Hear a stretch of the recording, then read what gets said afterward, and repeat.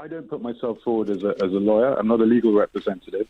As it happens, there are people in my constituency who were victims of Worboys, people I know. And it is a shocking decision. It's almost impossible to understand the decision.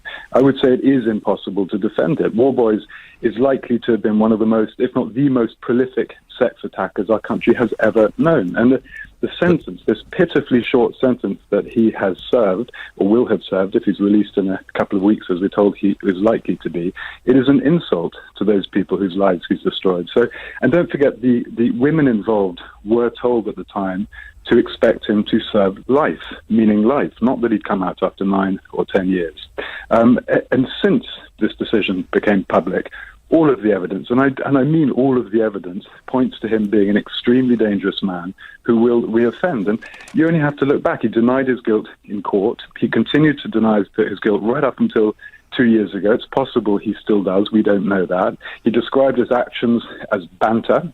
He dismissed it entirely. And he was considered only last year to be too dangerous for open conditions. Well, if he's too dangerous for open prison conditions, how on earth can he be safe to release back into society? It just doesn't make sense. And that's why today we're hearing from senior prison sources that he shouldn't be released. And we're hearing from people at pretty much at every rung of the criminal justice ladder, rubbing their eyes in disbelief and wondering how on earth the parole board reached this decision that it did. The Sunday Times writes that you've sent a letter to the parole board. What do you say in that letter, Mr. Goldsmith?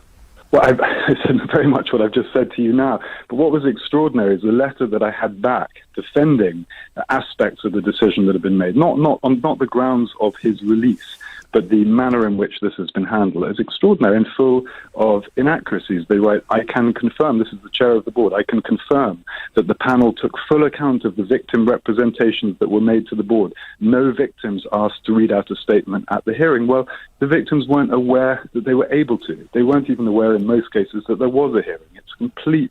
It's doublespeak. And I would say that alone is a ground for a potential judicial challenge by the Secretary of State, although there are others. And it's essential, as Brandon Lewis, the chairman, said yesterday, it is essential that the government does that. To not trigger a judicial review would be shameful. You didn't frankly have the balls to put country before party.